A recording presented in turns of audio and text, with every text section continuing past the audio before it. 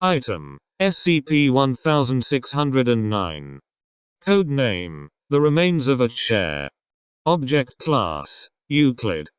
Special containment procedures: SCP-1609 is contained at Storage Site-08 due to the difficulty of transporting it from that location. SCP-1609 is to be contained in a specially designed enclosure at that site, within a flower bed in which a range of aesthetically pleasing flowers and plants are to be cultivated. It is to be used as mulch within this flower bed. The flower bed is to be tended regularly, and all visitors to the enclosure must remark on the beauty of the flower bed, with particular emphasis on the quality of the mulch. SCP-1609 is to be removed from the flower bed at regular intervals so that it can be treated with wood, metal and fabric preservatives. Personnel are to announce their intentions in the presence of SCP-1609 before attempting to remove it for this purpose.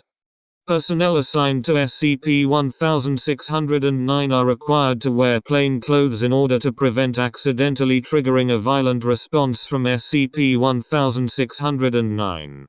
No items with motors are allowed within a 200-meter radius of SCP-1609's containment area. No personnel either presently or previously affiliated with the Global Occult Coalition, nor material referencing them, are to be allowed within Storage Site-08. In the event of a violent reaction from SCP-1609, all personnel are to exit the immediate vicinity and a message is to be played over the site's interior speakers informing site staff of the event. Should SCP-1609 be sighted outside of its containment area following a violent reaction, staff are to act in a submissive, non-threatening manner. Formal clothing, such as jackets, lab coats, protective clothing, jumpsuits, and particularly body armor are to be removed if possible in the case of such an event, and any weapons capable of damaging SCP-1609 are to be immediately discarded. Staff are to ask SCP-1609 to return to containment without attempting to threaten or command it. Should SCP-1609 exit Storage Site-08, agents are to be immediately dispatched in order to scan the surrounding area for SCP-1609 and if possible retrieve it. At present, there exists no way to totally prevent SCP-1609 from breaching containment. Current containment procedures center on encouraging SCP-1609 to remain within its containment area. Description: SCP-1609 is, at the present time, a pile of splinters, wood chippings, furniture nails, and scraps of bleached leather and fabric, weighing in total approximately kilograms. The wooden portions of SCP-1609 are made of oak, and the nails are made of steel.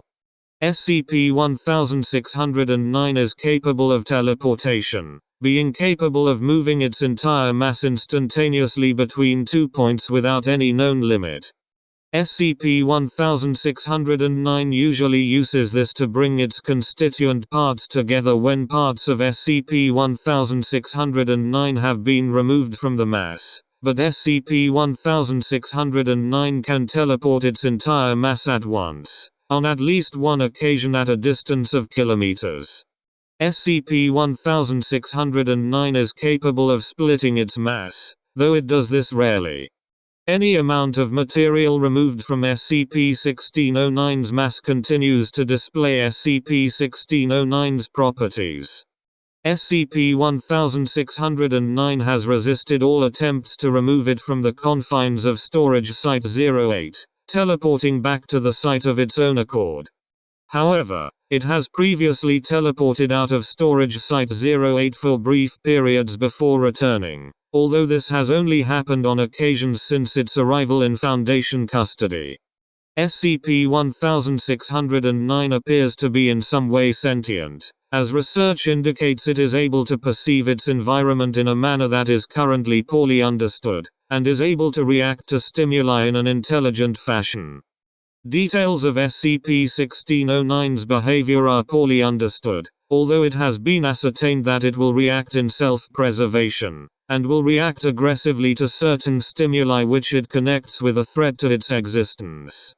Aside from this, SCP-1609 appears to prefer situations in which it is utilized by humans, and will actively seek out situations where it can be put to use if it is left idle. This is the reason for the Foundation's present use of SCP-1609 as mulch, as this prevents SCP-1609 from becoming idle and attempting to leave Storage Site-08. It is theorized that SCP-1609 is capable of understanding human speech or thought, although this cannot be determined as it does not comply with tests designed to gauge its awareness of such stimuli. When exposed to a number of specific stimuli, SCP-1609 will react violently.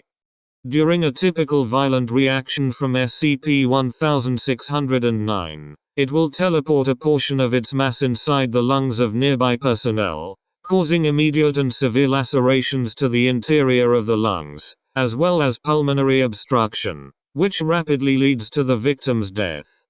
Stimuli which can instigate a violent reaction from SCP-1609 include personnel wearing the uniform of, or clothes similar to the uniform of, personnel affiliated with the Global Occult Coalition, utterance of words or phrases used heavily or exclusively by GOC operatives, such as threat entity, while in contact with SCP-1609, any action demonstrating hostility towards SCP-1609, and the sound of a running motor. Violent responses from SCP-1609 are rare. Only such events have occurred since containment, and SCP-1609 quickly reverts to a passive state after such a response if it does not continue to feel threatened.